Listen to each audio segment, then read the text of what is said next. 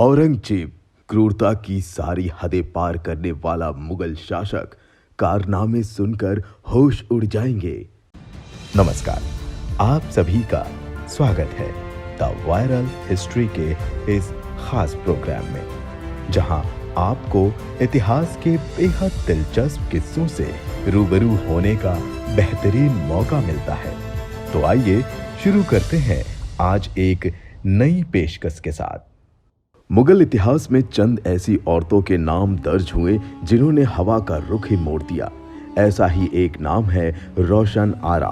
शाहजहां और मुमताज महल की बेटी रोशन आरा ने एक ऐसा कदम उठाया जिसने हिंदुस्तान में औरंगजेब के शासन का रास्ता ही साफ कर दिया। रोशन अगर वो कदम ना उठाती तो शायद हिंदुस्तान को मुगलों का सबसे क्रूर बादशाह कभी नहीं मिलता। 3 सितंबर 1617 को मध्य प्रदेश के बुरहानपुर में जन्मी रोशन आरा बेगम के कारण मुगल इतिहास में एक ऐसा मोड़ आया जिसके कारण तबाही मची और उसके निशान आज तक जिंदा हैं। कहानी उस दौर की है जब औरंगजेब सत्ता को हासिल करने के लिए कुछ भी कर गुजरने को बेताब था। शाहजहां अपने बेटे औरंगजेब की चाहत से वाकिफ थे।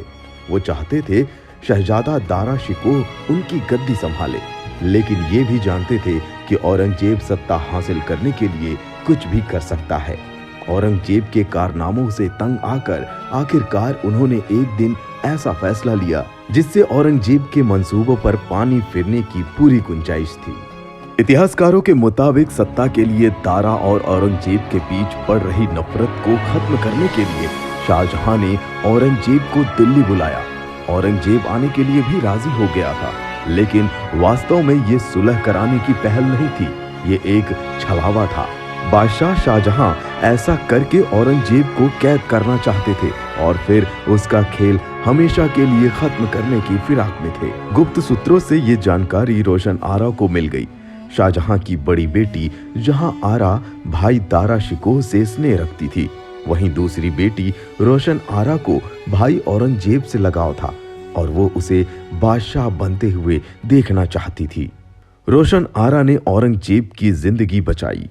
रोशन आरा को जब पिता शाहजहां की इस साजिश का पता चला तो उन्होंने तत्काल औरंगजेब को संदेश भेजकर सावधान कर दिया। अपने संदेश से रोशन ने औरंगजेब को दिल्ली से दूर ही रहने की गुजारिश की। रोशन आरा के इस कदम से औरंगजेब की जान बच गई। इस घटना ने औरंगजेब को यह बता दिया था कि शाहजहां किसी भी कीमत पर उसे सत्ता सौंपने की फिराक में नहीं है। इस घटना के बाद ही औरंगजेब ने भाइयों के साथ मिलकर दारा को रास्ते से हटाने की चाल चली और सफल भी हुआ। पिता को कैद करने के बाद मुगल गद्दी संभाली। सत्ता संभालने के बाद उसने सबसे ज्यादा सम्मान जान बचाने वाली बहन यानी रोशन आरा को दिया। रोशन आरा को बादशाह बेगम के पद से सम्मानित किया। मुगल बादशाह बनने के बाद औरंगजेब ने रोशन आरा को बादशाह बेगम की उपाधि से नवाजा। औरंगजेब ने रोशन आरा को कई बड़े पद दिए, जैसे मुगल सेना का सबसे बड़ा मनसबदार बनाया। जब भी औरंगजेब सल्तनत से दूर होता था तो पूरी सेना रोशन आरा का हुक्म मानती थी। इस तरह रोशन आरा ने अगर औरंगजेब की जान नहीं बचाई होती तो दारा शिकोह का बादशाह बनना तय था। ऐसा होता तो ना तो औरंगजेब को ताकत मिलती और ना ही वो क्रूरता की हदें पार करता। तब मुगल इतिहास कुछ और ही होता। तो आइए एक नजर डालते हैं मुगल शासक औरंगजेब की क्रूरता पर। क्रूरता की हदें पार। दारा शिकोह शाहजहां के सबसे प्रिय बेटे थे। ये बात औरंगजेब बहुत अच्छी तरह जानता था। दारा शिकोह के बारे में कहा जाता है कि वो एक शानदार व्यक्तित्व और प्रतिभाशाली कवि था, लेकिन उसे प्रशासन और सैन्य मामलों में कोई दिलचस्पी नहीं थी। औरंगजेब ने अपने भाई दारा को रास्ते से हटाने के लिए चाल चली थी और उस पर इस्लाम का विरोध करने का आरोप लगाया।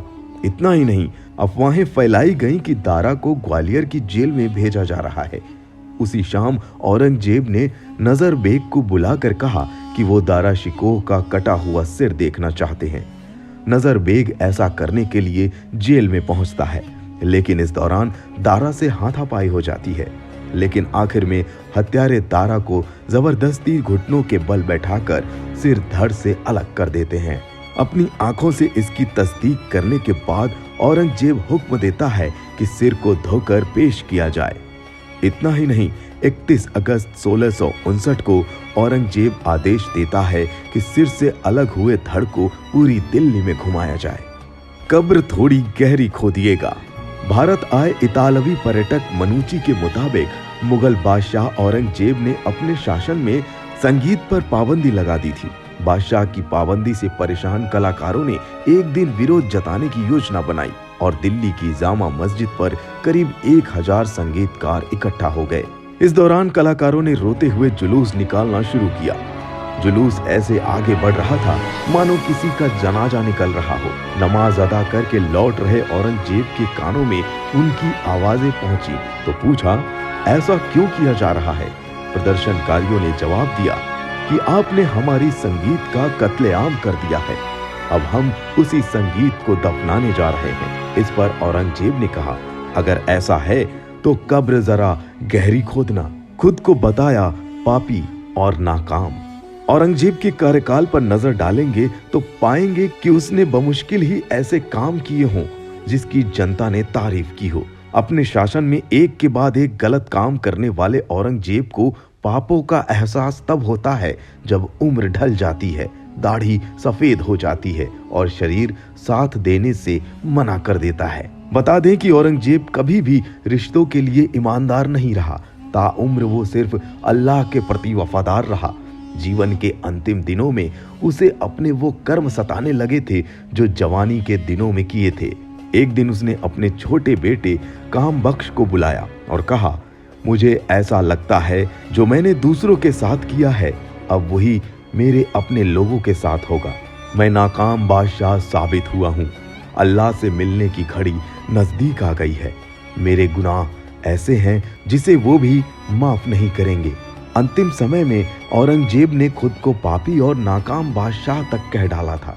बता दें कि औरंगजेब ने मरने से पहले लिखा था कि मेरी मौत पर ना तो कोई दिखावा किया जाए और ना ही कोई आंसू बहाया जाए। यहाँ तक कोई समारोह भी ना आयोजित किया जाए।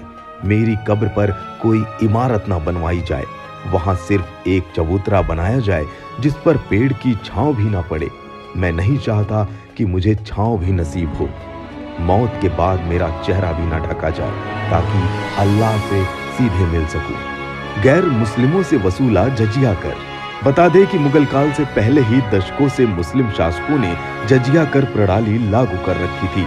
हालांकि अकबर ने इस प्रणाली पर रोक लगा दी थी, लेकिन औरंगजेब ने इसे वापस शुरू कर दिया था। जबकि जजिया कर प्रणाली लागू होने पर मुस्लिम शासक गैर हिंदुओं से अतिरिक्त कर वसूलते थे।